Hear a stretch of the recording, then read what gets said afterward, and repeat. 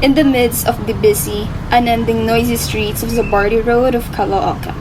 As if traditional market was always open, vehicles are always present and swarming throughout continuous, seemingly roads, whilst hearing the soft breeze of the footsteps of people passing the crossroads and sides. There's always that one voice that keeps alive, guiding the people to the right places to ensure riding to their home was unforgettable, and helping the drivers to have a living income after going back home.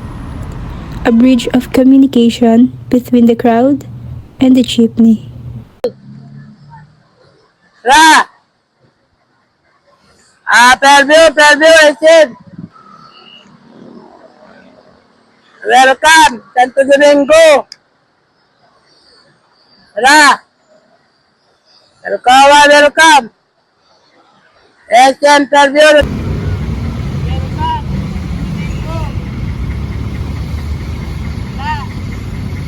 This is Tatay James Bamiles, a jeepney parker we found near Almar Zabarte, and today we will get to know more about him.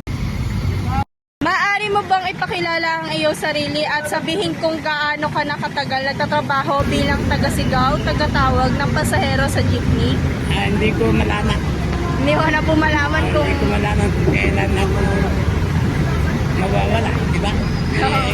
Kung gusto ko kahit ngayon, pwede na eh. Pero kailan po kayo nagsimulang nagtrabaho bilang biker po ng jeepney? Isang taon na yata ako. Isang taon na rin po. Okay. Pangalawang tanong po, paano ka unang napasok sa ganitong klase ng trabaho po? Yung pinasok lang ako ng kuya ko. Pinasok po kayo ng kuya ninyo. Okay. Pangatlo po, ano ang karaniwang itsura ng isang araw mo rito sa terminal po? Parang ano po yung experience nyo nung simula nyong ginawa ito? Okay lang. Wala rin problema. Mahirap din po ba? Mahirap din. Mahirap din po. Pangapat po, paano mo hinihikayat ang mga pasahero? May sarili ka bang estilo o signature call? Like, paano nyo po ba tinatawag yung mga pasahero nyo? May mga po ba kayo? Ways po ba kayo? May hinan lang tawag. Para maakit. Maakit yung mga pasahero na umaano sa inyo, no? Ano ang mga hamon na madalas mong nararanasan habang nagtatawag ng pasahero araw-araw? Yung iba kasi lumalagpas. Lumalagpas. Hindi hindi sumasakay lumalagpas. Lumalagpas na talaga sila. Ganun lang. Oo. Pero bukod po doon, may mga challenges pa po ba kayong nakikita? Ha? May mga pa po ba kayo? Mga like hamon po na madalas yung nararanasan bukod po sa meron. Ano po yun? Yung walang pasero. Ayun po. Madalas po ba yun? Madalas po. Walang pasero. Ito po mainit pa, di ba? Opo. Tapos, paanin po na tanong, paano mo hinaharap ang ingay, stress, o competition sa trabahong ito? Nilalabanan ko lang. Nilalabanan mo lang po. Wala po kayong kahit na anong ginagawa para po, talaga nilalabanan nyo? Nilalabanan ko lang. Ganun lang talaga ang buhay. Kailangan magtyaga ka lang. Opo. Ano ang pinaka hindi mahalilimutan karanasan mo habang nagtatrabaho rito? Yung hindi ko makalimutan yung pagtatawa ko ganun. Siyempre, hindi talaga makakalimutan yun, sir. Diba? Opo. Tapos, ano ba dito? Wait lang po Tapos, magkano ang karaniwang kinikita ng isang tagatawag? Sapat ba ito para sa pangangailangan mo? Minsan, hindi sapat. Hindi po talaga. Mahirap din. Mahirap. Pang ano lang ito. Kung baga sa pandagdag lang. Pantawid. Pantawid, gutom lang. Yan.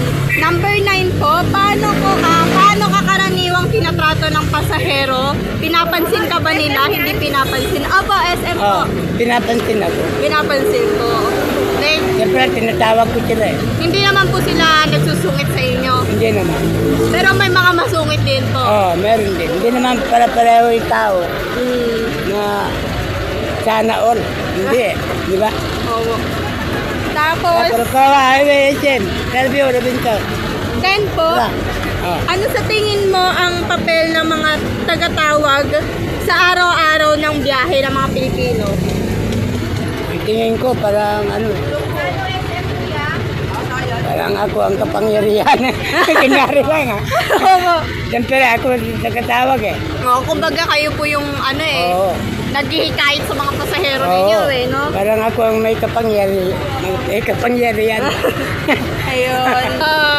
Tinitingnan mo ba ang trabahong ito bilang pansamantala lang o balak mong gawin ito pang matagalan? Ay, hindi naman. Pansamantala lang. Pansamantala lang po. Paano binago ng trabahong ito ang pananaw mo sa buhay at sa mga tao? Binago? Opo.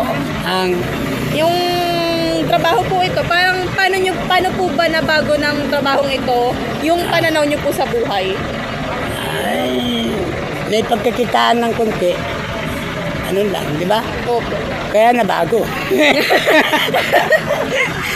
Basta may kita, may pagbabago, kuya, gano'n. Oo. Kung hindi ka kumikita, hindi naman ang pagbabago, di ba? Ganun lang. Last 2 questions po, Oo. Ano ang mga maling akala o hindi nauunawaan ng publiko tungkol sa trabaho ninyo? Yung masikip, di ba? Opo. Hindi nila maunawaan yun eh. Masikip, wala madaanan. Di ba? Opo. Sabihin, bakit yung jeep mo nakalagay sa Opo. daanan, di ba? Ay, madalas din po problema yun dito. Problema yun. Problema sa lipunan yun. Di ba? Opo. Oh. Very easy. Very easy. Di ba? Last po, kung mabibigyan ka ng pagkakataon, anong mensahe mo, anong mensahe ang gusto mong iparating sa mga pasahero o sa pamahalaan tungkol sa tulad mo? O ano kung pagbibigyan po kayo ng pagkakataon, ano po yung mga message ninyo sa pampubliko po, tsaka sa mga pasahero na sumasakay din po sa inyo? Ayun, pasalamat na lang ako. Dahil po, Dahil natututan din ang aking problema. Di ba? opo, yun na lang. Natututan ng aking problema. Di ba? Ganun lang, di ba? Basta live na, isa na yan eh. Ayan o.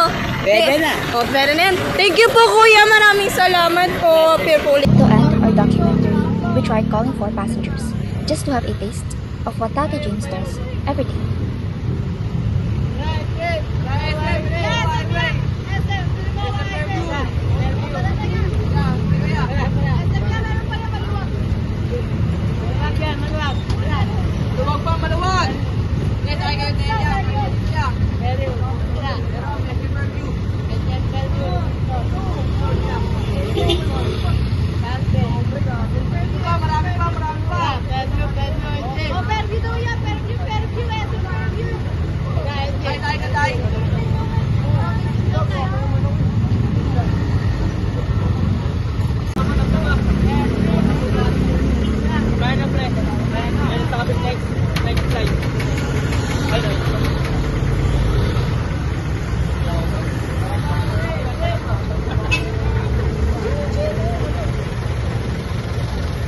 Every day, amid the noise of the streets and the rush of the city, voices like his echoes through our daily commute. But behind each shout of, "Sakay na! Sige, maluwag sa kanan, maluwag sa kaliwa," is a story. A story of perseverance, hard work, and dignity in earning a living. The jeepney caller may seem like just another sound in the chaos. Yet he reminds us that every job, no matter how small it seems, keep the city moving. And in every face that pass by, there is a reminder that every journey, no matter how short, carries a piece of someone's story. This is not just a call for passengers. It's a call to listen to the voices of those who keep our journeys alive. This is the story of the street. This is the voice of the jeepney.